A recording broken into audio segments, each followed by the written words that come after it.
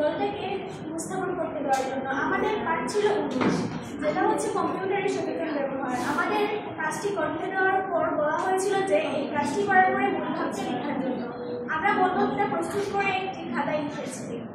এমন অনেক কিছু জিনিস বা মাধ্যম আছে যা সতর্কভাবে ব্যবহার করতে হবে।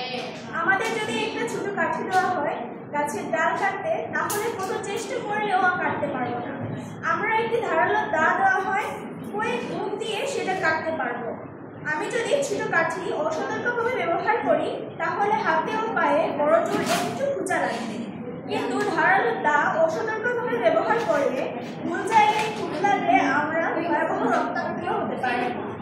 সচেতনতার সবচেয়ে শক্তি প্রযুক্তির বেলায়।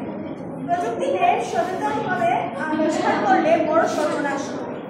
আমরা কম্পিউটার ইন্টারনেট ব্যবহার করবো সচেতনভাবে।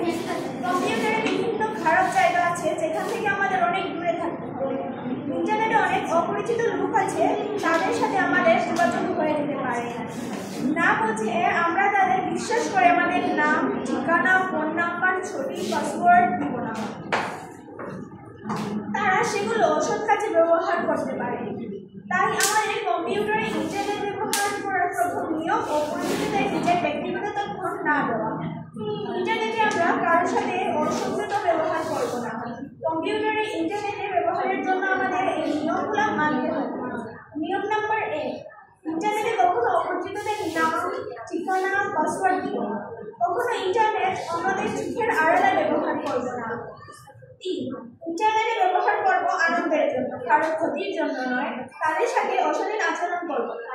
আমাদের এইভাবে যদি আমরা সচেতনভাবে কম্পিউটারকে ব্যবহার করি, তাহলে আমাদের কম্পিউটার ব্যবহার করা সুযোগ হবে এবং অনেক ভালো করে আমরা ব্যবহার